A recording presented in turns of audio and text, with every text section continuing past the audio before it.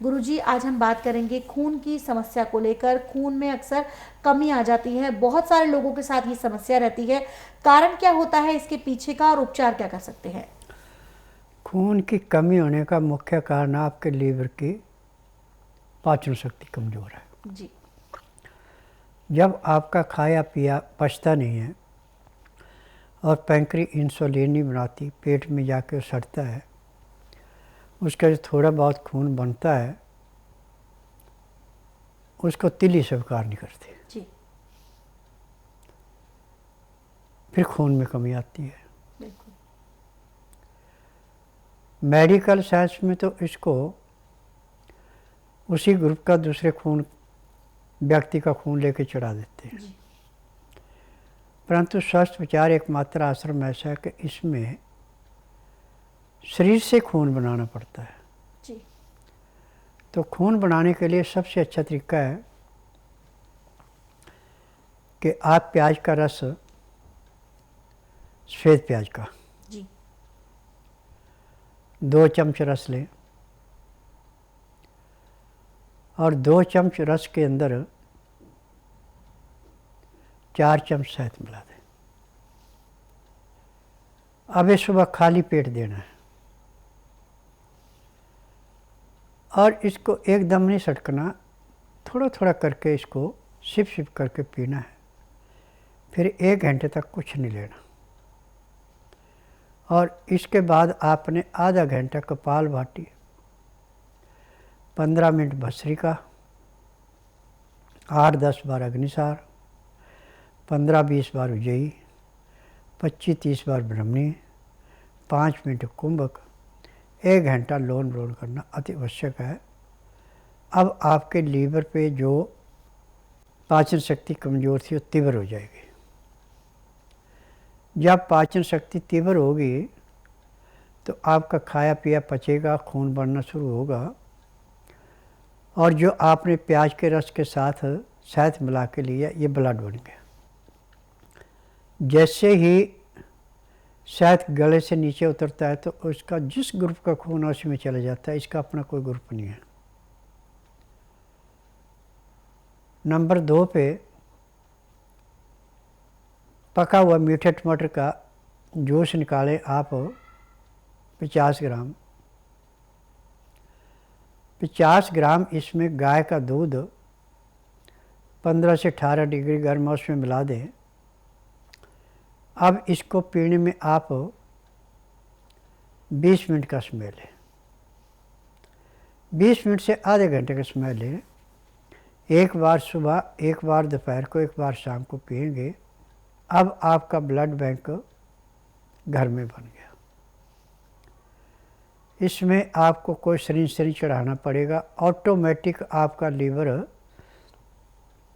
टमाटर के जूस को ही खून में परिवर्तन कर देगा। जी। अब ऐसे तो हमारे पास खून बढ़ाने के लाखों नुस्खे हैं, परंतु हमें अपनाना वही चाहिए जो आसानी से हम कर सकें, जिसमें ज़्यादा भाग दौड़ न करनी पड़े। परंतु अब खान पान पे ध्यान दें। जिसका लीवर कमज़ोर है उसको 15 दिन के लिए अन्न बिल्कुल टोटली बंद कर देते हैं। अन्न की जगह पे मूंग और मोठ बराबर मात्रा में लेके धो के सुखा के और 50 ग्राम उसमें अजवाइन भून के, 100 ग्राम तिल भून के मिला दें, उसका आटा बनाएं। इस आटे की रोटी नहीं बनानी, जितने का भूखा उतना आटा लेके तवे पे या कढ़ाई पे बिल्कुल खुश्क ऐसे भूनना है। जब उसका रंग थोड़ा सा बदल जाए नीचे उतार लें। जब हल्का गर्म रह जाए तो उसको दूध में या टमाटर के जूस में या सूप में मिला के आप उसको लें। रोटी का भी काम करेगा और लीवर भी आपका काम करेगा, उसको पचाएगा, पैंक्री इंसुलिन बनाएगी, पित्ते में तेजाब नहीं बढ़ेगा, गुर्दा उसको फिल्टर करके प्योर खून बना के आपके तिल्ली को देगा, तिल्ली दिल को देगी।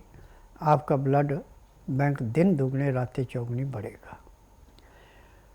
परंतु एक बात का ध्यान रखना कि खाना खाने के बाद 5 मिनट के लिए वज्रासन बैठना अति आवश्यक है। फिर उसके बाद 10 मिनट थोड़ा सा टहल करके 20 मिनट के लिए शवासन लेट जाएं। 5 मिनट के लिए बाईं साइड करवट लें। 3 मिनट के लिए दाईं साइड करवट लें। अब उठ के जो भी आपने काम धंधा करना है, कुछ भी करना, वो कर सकते हैं। अब आपने जो खाना खाना है,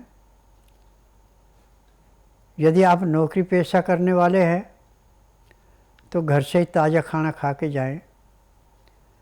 दोपहर के खाने के लिए आप भुने हुए चनों को पीस करके सत्तू बना के, और गाय का दूध है तो सोने पे सुहागा, ने सोयाबीन का दूध बना के अपनी थर्मोस बोतल में ले जाएं। जो आपको भूख लगे तो वहाँ से सत्तू निकाल करके दूध में मिला के पी लें। इससे आपकी भूख कंट्रोल हो जाएगी और ये पचेगा भी, और आपको खून चढ़ाने की आवश्यकता नहीं पड़ेगी। अब रात का खाना आप दिन अस्त होने से पहले खा लेते तो सोने पे सुहागा, परंतु जब भी आपने खाना खाना है तो उसके बीच में लहसुन, प्याज, अदरक का रस और पानी पीना अति आवश्यक है। उसका नियम है कि जैसे आपने थोड़ा सा जो खाना बनाया खाया, ऊपर से 2 घुट पानी पिया, फिर 2-4 ग्राम खाना खाया, फिर ऊपर से 2 घुट पानी पिया। पानी पीने में, खाना खाने में यदि आप 1 घंटा लगा देते हैं तो मैं दावे से कहता हूं कि जब तक आपके शरीर के अंदर सांस है तब तक आपको किसी डॉक्टर हकीम के पास जाने की ज़रूरत नहीं पड़ेगी, ना ही आपको कोई रोग होगा। क्योंकि स्वास्थ्य विचार में लीवर को, फेफड़े को, पैंक्री को, पित्ते को, गुर्दे को, तिल्ली को, दिल को मजबूत किया जाता है। ये अंग हमारे मजबूत, हमें रोग कोई नहीं है, परंतु हमारे गलत खान पान से इनके ऊपर जब कोई किसी किस्म का इन्फेक्शन होता है तो हमें रोगों से जूझना पड़ता है। आज जितने भी रोग हैं ये आपके गलत खान पान से। खाने का टाइम होता है, जो बिल्कुल स्वस्थ रहना चाहिए उसको 2 टाइम खाना खाना, परंतु यहाँ से 3-3, 4-4 टाइम खाना खाते हैं। फिर अड़ंगा इतना खा लेते हैं कि पूछो मत। जो आपकी ब्रेड है, बिस्कुट है, परांठा है, पूरी कचौरी है, बर्गर है, पिज़्ज़ा है, ये आप रोगों को निमंत्रण दे रहे हैं, ये आप अपना पेट का निवारण नहीं कर रहे हैं। जितना जीव को ज़्यादा स्वाद देंगे उतने ही आप रोग में फंसेंगे, जितना जीव को कम स्वाद देंगे उतने आप सुखी रहेंगे। आज पूरे संसार के अंदर मेडिकल साइंस में बिजनेस बन गया कि यदि आपके पाचन शक्ति कमज़ोर पड़ गई और आपको गैस रुक गई तो डॉक्टर कहेंगे हार्ट ब्लॉक हो गया, तो उसमें स्टड डालेंगे और दवाइयों का फिर आपको परमानेंट गाहक बना लेंगे।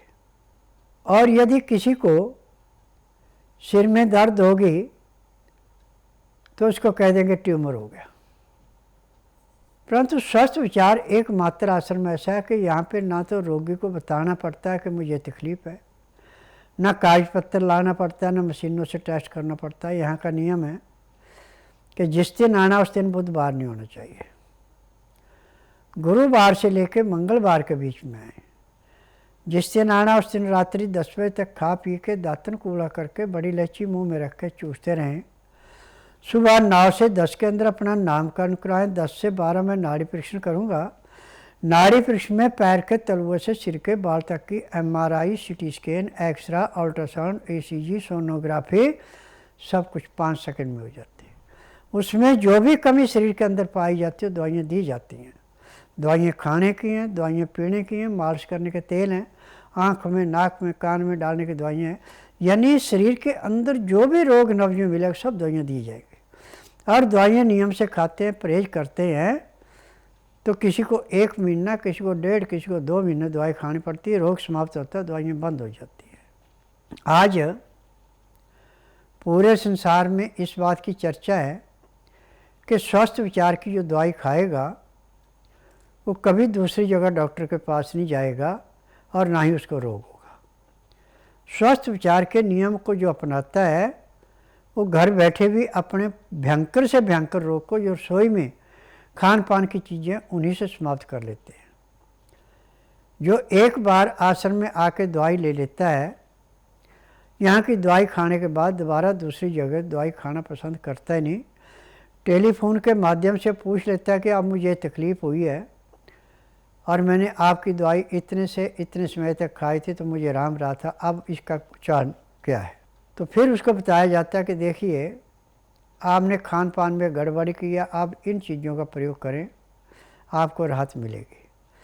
जब वो रोगी उस चीज़ को अपनाता है तो दूसरे दिन फ़ोन आता है कि हाँ जी अब मेरे को आराम मिल गया। क्योंकि स्वस्थ विचार ये नहीं चाहता कि छोटे मोटे रोग के लिए रोगी मेरे पास आए।